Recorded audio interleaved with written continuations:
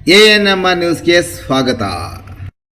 ಚಿಂತಾಮಣಿಯ ಹೆಸರಾಂತ ಡೆಕ್ಕನ್ ಆಸ್ಪತ್ರೆ. ನಮ್ಮಲ್ಲಿ ಜನರಲ್ ಮೆಡಿಸಿನ್, ಸಾಮಾನ್ಯ ಶಸ್ತ್ರಚಿಕಿತ್ಸೆ, ಅಡ್ವಾನ್ಸ್ಡ್ ಲ್ಯಾಪ್ರೋಸ್ಕೋಪಿಕ್ ಶಸ್ತ್ರಚಿಕಿತ್ಸೆ, ಗ್ಯಾಸ್ಟ್ರೋಎಂಟರಾಲಜಿ, ಮೂಳೆ ಚಿಕಿತ್ಸೆ, ಪ್ರಸೂತಿ ಮತ್ತು ಸ್ತ್ರೀರೋಗ ಶಾಸ್ತ್ರ, ಮಕ್ಕಳ ಚಿಕಿತ್ಸೆ, ದಂತ ಚಿಕಿತ್ಸೆ, ಕಿವಿ, ಮೂಗು ಮತ್ತು ಗಂಟಲು, ಮೂತ್ರಶಾಸ್ತ್ರ ಚಿಕಿತ್ಸೆ, ನರವಿಜ್ಞಾನ, ನಾಳಿಯ ಮತ್ತು ಎಂಡೋವ್ಯಾಸ್ಕ್ಯುಲರ್, ನೆಫ್ರಾಲಜಿ, ಡಯಾಲಿಸಿಸ್, ಬೌಲ್ ಚಿಕಿತ್ಸೆ, ರೇಡಿಯಾಲಜಿ, ಎಂಡೋಸ್ಕೋಪಿ ಲಭ್ಯ.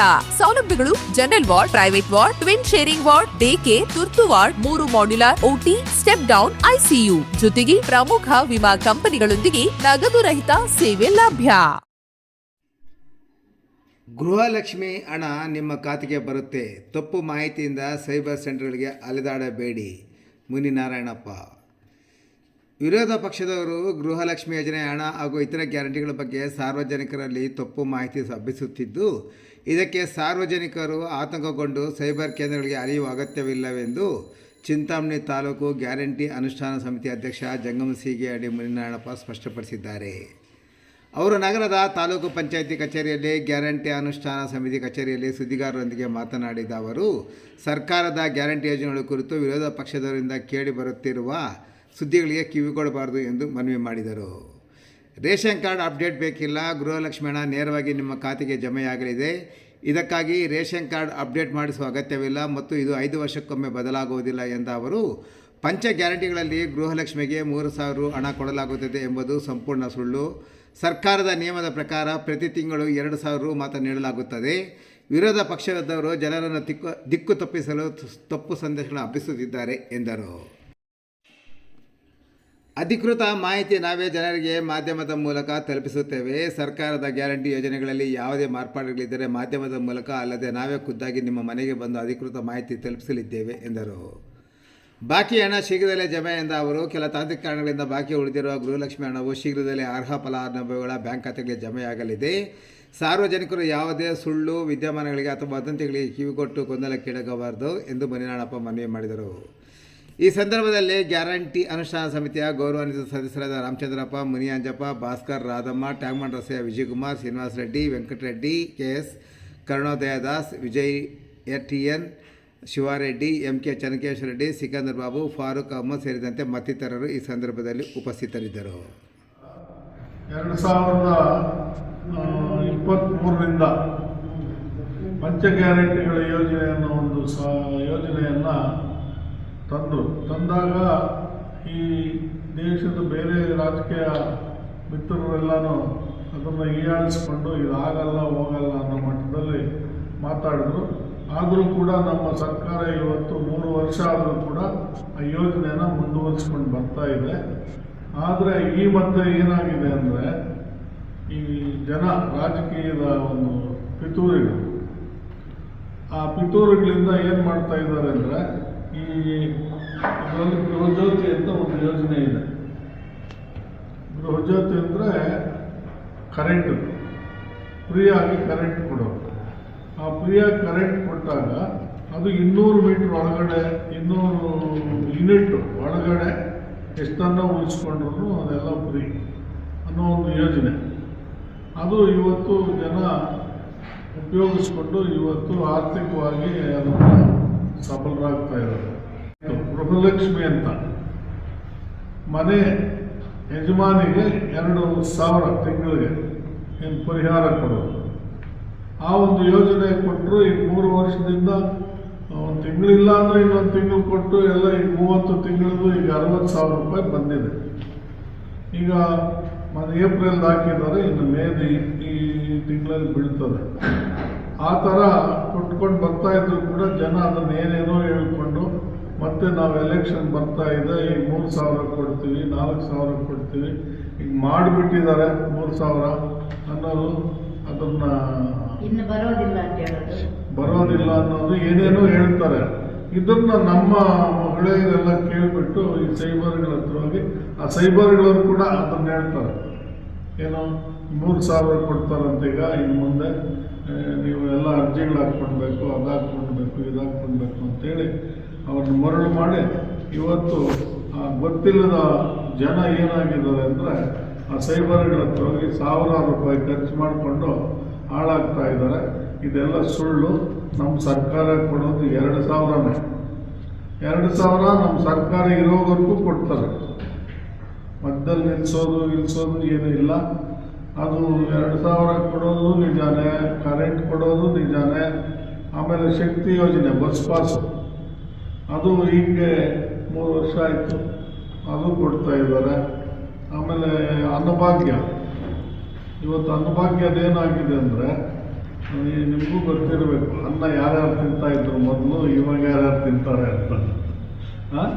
ಆ ಥರ ಇವತ್ತು ಆ ಅನ್ನದ ಒಂದು ಇದು ಆಗಿದೆ. ಸೆಂಟ್ರಲ್ BPL ಕಾರ್ಡ್ಗೆ ರಾಗಿ ಕೊಡ್ತೀವಿ, ಸ್ಟೇಟು BPL ಕಾರ್ಡಿಗೆ ಬರೀ ಅಕ್ಕಿನ 10 kg ಕೊಡ್ತೀವಿ ಅಂತ. ಇದು ರಾಗಿ ರೇಟ್ ಜಾಸ್ತಿ ಆಗಿರೋದ್ರಿಂದ ಸರ್ಕಾರದಲ್ಲಿ ಅದು ಕಾಸು ಕಡಿಮೆ ಇರೋದ್ರಿಂದ ಅಕ್ಕಿನೇ ಕೊಟ್ಬಿಡ್ತಾರೆ. ಈಗ ಅಕ್ಕಿ ರಾಗಿಗಿಂತ ಸರಿಸಾಗಿ ಸಿಗ್ತದೆ, ಅದರಿಂದ ಕೊಡ್ತಾ ಇದ್ದಾರೆ. ಆದರೆ ಈ ಸುಳ್ಳು ಹೇಳಿಕೆಗಳಿದೆಯಲ್ಲ, 3,000 ಕೊಡ್ತಾರೆ, 4,000 ಕೊಡ್ತಾರೆ, ಇದೆಲ್ಲ ಸುಳ್ಳು. ಅದರಿಂದ ಯಾರು ಅದಕ್ಕೆ ಮರಳಾಗಬೇಡ್ರಿ. ನಾಳೆ ಬೆಳಗ್ಗೆ ಅದು ಏನಾದರೂ ಹೇಳ್ಕೊಂಡ್ಲು ಯಾರು ಮರಳಾಗಬೇಡ್ರಿ. ಮತ್ತು ಈ ದಿವಸ ಬಸ್ಸು ಪಾಸುಗಳು ಹುಡುಗರಿಗೆ ಇಷ್ಟು ದಿನ ಮಹಿಳೆಯರಿಗಿತ್ತು, ಈ ಹುಡುಗರಿಗೆ 25-26 ವರ್ಷ ಆದರೂ ಕೂಡ ಡಿಗ್ರಿ ಮಾಡೋರು ಇನ್ನೊಬ್ಬರು ಇವರಿಗೆಲ್ಲ ಫ್ರೀ ಪಾಸುಗಳು ಇವತ್ತು ಮಾಡಿದ್ದಾರೆ. ಮೊನ್ನೆ ಶಿವಕುಮಾರ ಸ್ವಾಮಿಗಳು ಮುಖ್ಯಮಂತ್ರಿ ಆಗ್ತಾನೆ ಅದನ್ನು 6ನೇ ಗ್ಯಾರಂಟಿ ಅಂತ ಇದು ಮಾಡಿದ್ರು. ಇವತ್ತು ನಾವಿಲ್ಲಿ ಹಂಚಿಕೆ ಮಾಡಿದ್ರು, ಇಲ್ಲಿ ಪೇಪರ್ನವ್ರಿಗೆ ಹೇಳಿರ್ತಾರಂದ್ರೆ ಹೇಳಿಲ್ಲ, ಯಾರು ಹಂಚಿಕೆ ಮಾಡಿ ಇವತ್ತು ಅದನ್ನು ಕೂಡ ಇದು ಮಾಡಿದ್ವಿ. ಅಲ್ಲಿ ಫೋಟೋಗಳು ಸಿಗ್ತದೆ, ನೋಡಿ ತಗೊಂಡು ಅದನ್ನು ಇದು ಮಾಡಿ. ಸರ್, ಇಲ್ಲಿ ಜನಗಳಿಗೆ ಅದು ಬೇಕು ಇದು ಬೇಕು ಅಂತ ಹೇಳೋದು ಸುಳ್ಳು. ನಾವೆಲ್ಲ ಸುಳ್ಳು ಹಾಕಿದ್ವಿ, ಏನು ಬೇಕಾಗಿಲ್ಲ, ಏನಿದ್ರೆ ಅದು ನೇರವಾಗಿ DBT ಅಲ್ಲ, ಮುಖ್ಯಮಂತ್ರಿ ಹೇಳ್ತಾ ಇದಾರಲ್ಲ, ಇನ್ನೊಂದ್ಸತಿ ತಂದು ಕೊಡಬೇಕು ಅಂತ ಹೇಳ್ತಾ ಇದಾರಲ್ಲ, ಹೆಂಗೆ? ಅದು ಸುಳ್ಳೆ. ಈಗ 2,000 ಬರ್ತಾ ಇಲ್ಲ, ನೀವು ತೆಮ್ಕೊಟ್ರೆ ಬರುತ್ತೆ, ಇಲ್ಲ ಅಂದ್ರೆ ಬರಲ್ಲ ಅಂತೇಳಿ ಸುಳ್ಳು. ಈಗ 4 ತಿಂಗಳದು ಕೊಟ್ಟಿಲ್ಲ, ಈಗ ಏಪ್ರಿಲ್ ಕೊಡ್ತಾ ಇದ್ದಾರೆ, ಮೇ ತಿಂಗಳು ಜೂನ್ ಜುಲೈದು ಮತ್ತೆ ಕೊಡ್ತಾರೆ. ಅದಕ್ಕೆ ಇದಕ್ಕೆ ಸಂಬಂಧ ಇಲ್ಲ. ಈ ದಿನ ನಮ್ಮ ತಾಲೂಕು ಗ್ಯಾರಂಟಿ ಯೋಜನಾ ಪ್ರಾಧಿಕಾರದಿಂದ ನಾವು ಸಭೆಯನ್ನು ಮಾಡಿ ತಾಲೂಕು ಪಂಚಾಯತಿಯಲ್ಲಿ ಈ ನಡುವೆ ಕೆಲ ಸುದ್ದಿಗಳು ಹರಿದಾಡ್ತಾ ಇದೆ. ಗೃಹ ಲಕ್ಷ್ಮಿಗೆ ಸಂಬಂಧಿಸಿದಂತೆ KYC ಮಾಡಬೇಕು, ಬೇರೆ ಬೇರೆ ಅಪ್ಡೇಟ್ ಮಾಡಿಸ್ಬೇಕು ಅಂತಂದ್ಬಿಟ್ಟು ಕೆಲವು ಸುದ್ದಿ ಹರಿದಾಡ್ತಿದೆ. ಆದ್ದರಿಂದ ನಾವು ಈ ದಿನ ಅಧಿಕಾರಿಗಳ ಸಭೆ ಮಾಡಿ ನಮಗೆ ಅಧಿಕಾರಿಗಳು ಏನು ಹೇಳಿದ್ದಾರೆ ಅಂತಂದರೆ, ಸರ್ಕಾರದಿಂದ ಯಾವುದೇ ಆದ ಆ ಥರದ್ದು ಆದೇಶ ಇಲ್ಲ. ಇನ್ ಕೇಸ್ ಏನಾದರೂ KYC ಮಾಡಿಸ್ಬೇಕು, ಇಲ್ಲ ಏನೋ ಅಪ್ಡೇಟ್ ಮಾಡಿಸ್ಬೇಕಾಗಿರೋದು ಏನೋ ಜೀವ ಬಂದಿದ್ದರೆ ನಾವೇ ನಮ್ಮ ಗ್ಯಾರಂಟಿ ಯೋಜನೆಗಳ ಕಡೆಯಿಂದ ಒಂದು ಪ್ರೆಸ್ ಮೀಟ್ ಮಾಡಿ ತಮಗೆ ತಿಳಿಸ್ತೀರಿ. ಹಾಗೂ ನಮ್ಮ ಅಧಿಕಾರಿಗಳು ಕೂಡ ತಮಗೆ ತಿಳಿಸ್ತಾರೆ. ಒಂದು ಸಾರ್ವಜನಿಕ ಪ್ರಕಟಣೆ ಹೊರಡಿಸಿ ಆ ಮುಖಾಂತರ ತಮಗೆ ತಿಳಿಸ್ಕೊಡ್ತಾರೆ. ಯಾರು ತಲೆ ಕೆಡಿಸ್ಕೋಬೇಡಿ, ಬೇರೆದಕ್ಕೆ ಕಿವಿ ಕೊಡ್ದಿರ ತಮ್ಗೆ ಏನಿದೆಯೋ ಈ ತಿಂಗಳು ಆಲ್ರೆಡಿ ಪೇಮೆಂಟ್ಗೆ ಟ್ರೆಜರಿಗೆ ಹೋಗಿದೆ, ಈ 2 ವಾರದಲ್ಲಿ ಪೇಮೆಂಟ್ ಆಗುತ್ತೆ. ಬೇರೆ ಅದಕ್ಕೆ ಅನ್ಯಾಯದಕ್ಕೆ ಯಾರು ಕಿವಿ ಕೊಡ್ದಿರ ತಮಗೇನಾದರೂ ಇದ್ರ ಬಗ್ಗೆ ಏನೋ ಹೆಚ್ಚು ಮಾಹಿತಿ ಬೇಕಾಗಿದ್ದರೆ ತಾಲೂಕ್ ಪಂಚಾಯತಿಯಲ್ಲಿ ನಮ್ಮ ಇವು ಅವ್ರು ಇರ್ತಾರೆ, ಇಲ್ಲ CDPO ಮಹೇಶ್ ಸರ್ ಅಂತ ಇರ್ತಾರೆ, ಅವ್ರನ್ನ ಸಂಪರ್ಕಿಸ್ಬೋದು. ಇಲ್ಲ ನಮ್ಮ ತಾಲೂಕು ಗ್ಯಾರಂಟಿ ಯೋಜನೆಗೆ ಸದಸ್ಯರಿದ್ದಾರೆ, ಇಲ್ಲ ನಮ್ಮ ಅಧ್ಯಕ್ಷ ಮುನ್ನಾರಣ್ಣನವರಿದ್ದಾರೆ. ನಮ್ಮನ್ನು ನಿಮ್ಗೆ ಏನಾದರೂ ಅದ್ರ ಬಗ್ಗೆ ಡೌಟ್ ಇದ್ದರೆ ನಮ್ಮನ್ನು ಕಾಂಟ್ಯಾಕ್ಟ್ ಮಾಡಿ ನಾವು ತಮ್ಗೆ ಅದ್ರ ಬಗ್ಗೆ ನಾವು ಇನ್ಫಾರ್ಮೇಷನ್ ಕೊಟ್ಟು ನಾವು ಸದಾ ಸಿದ್ಧರಾಗಿರ್ತೀರಿ. ದಯವಿಟ್ಟು ಯಾರೋ ಕಿವಿ ಕೊಟ್ಟು ಸೈಬರ್ ಹತ್ರ ಹೋಗಿ ನಿಮ್ಮ ದುಡ್ಡು ಖರ್ಚು ಮಾಡಿ ದುಡ್ಡು ವೇಸ್ಟ್ ಮಾಡ್ಕೊಂಬೇಡಿ. ಏನಾದರೂ ಆ ಥರ ಏನಾದರೂ ಅಪ್ಡೇಟ್ ಇದ್ದರೆ ನಾವೇ ತಮಗೆ ಸುದ್ದಿವಾಹಿನಿ ಮುಖಾಂತರ ತಿಳಿಸ್ಕೊಡ್ತೀವಿ. ಭಾಸ್ಕರ್, ಅದು KYC ಬೀಳುತ್ತೆ, ಅದಕ್ಕೆ ಮಾತ್ರ ತಂದ್ಕೊಡ್ಬೇಕು. ಇಲ್ಲಿ ರೇಷನ್ ಅಂಗಡಿ 5 ವರ್ಷ ಆಗಿರುತ್ತೆ, ಅದಕ್ಕೆ ಮಾತ್ರ ತಂದ್ಕೊಳ್ಬೇಕು. ಅದು ಬಂದಿದೆ ಅಂತೆ ಗೌರ್ಮೆಂಟಿಂದ, ಅದು ಮಾಡಲೇಬೇಕು. ಅದಕ್ಕಷ್ಟೇ, ಬೇರೆದಕ್ಕೆ ಏನು ಇಲ್ಲ. ತಾಲೂಕು ಗ್ಯಾರಂಟಿ ಯೋಜನಾ ಅನುಷ್ಠಾನ ಪ್ರಾಧಿಕಾರ ನಮ್ಮ ಕಮಿಟಿಯಿಂದ ನಾವು ಇಲ್ಲಿ ಪ್ರೆಸ್ ಮೀಟಿಂಗ್ ಮಾಡ್ತಾಯಿದ್ದೀವಿ. ನಮ್ಮ ಅಧ್ಯಕ್ಷರು ಹೇಳಿದ್ರು, ನಮ್ಮ ಸದಸ್ಯರು ವಿಜಯ್ ಅವರು, ಅದಕ್ಕೆ ಅವರು ಎಲ್ಲ ಹೇಳಿದ್ದಾರೆ. ಪದೇ ನಾವು ಹೇಳಿದ್ರೆ ಇವಾಗ ಗೃಹಲಕ್ಷ್ಮಿದು ಅಪ್ಡೇಟ್ ಮಾಡಬೇಕು ಅಂತ ಸುಳ್ಳು ಮಾಹಿತಿ ಆಗಿದೆ. ಎಲ್ಲ ಕಡೆ ಎಲ್ಲ ಜನ ಕನ್ಫ್ಯೂಸ್ ಮಾಡ್ಕೊಂಡಿದ್ದಾರೆ. ಸದ್ಯಕ್ಕೆ ಏನಿಲ್ಲ, 2-3 ದಿವಸ ಮತ್ತೆ ನಾವು ಪ್ರೆಸ್ ಮೀಟಿಂಗ್ ಕೊಡ್ತೀವಿ. ಏನು ಅಪ್ಡೇಟ್ ಇದೆ ನಾವು ಡೈರೆಕ್ಟು ಪ್ರೆಸ್ ಮುಖಾಂತರ ನಾವು ಕೊಡ್ತೀವಿ. ಇದಕ್ಕೇನು ಸುಳ್ಳು ಮಾತು ಹೋಗಿ ಸೈಬರ್ಗಳಲ್ಲಿ ಹೋಗಿ ದುಡ್ಡು ಖರ್ಚು ಮಾಡೋದು, ವೇಸ್ಟ್ ಮಾಡೋದು, ಹೆಂಗಸರೆಲ್ಲ ಕ್ಯೂ ಆಗಿ ನಿಂತ್ಕೊಳ್ಳೋದು ಆ ಥರ ಯಾರು ಮಾಡಬೇಡಿ. ನಮ್ಮ ಅಧ್ಯಕ್ಷರಿದ್ದಾರೆ, ಮತ್ತೆ ನಾವು ಪ್ರೆಸ್ ಮೀಟಿಂಗ್ ಮಾಡಿ ನಿಮಗೆ ಅಪ್ಡೇಟ್ ನಾವು 100% ಕೊಡ್ತೀವಿ. ಸದ್ಯಕ್ಕೆ ಆ ಥರ ಏನು ಇಲ್ಲ. ಹೆಂಗಸರು ಸೈಬರ್ಗಳ ಹತ್ರ ಹೋಗಿ ಸಿಕ್ಕಾಪಟ್ಟೆ ದುಡ್ಡೆಲ್ಲ ಕೊಟ್ಟು ಇದು ಬರಬೇಕು, EKYC ಮಾಡಿಸ್ಬೇಕು, ಅವೆಲ್ಲ ಇದು ಮಿಸ್ಗೈಡ್ ಮಾಡ್ತಾ ಇದ್ದಾರೆ ಸೈಬರ್ಗಳೆಲ್ಲ. ದಯವಿಟ್ಟು ಯಾರನ್ನು ಹೆಂಗಸರೆಲ್ಲರೂ ಹೋಗಿ ಅದೆಲ್ಲ ಇದು ಮಾಡಬೇಡಿ, ಮೋಸ ಹೋಗಬೇಡಿ.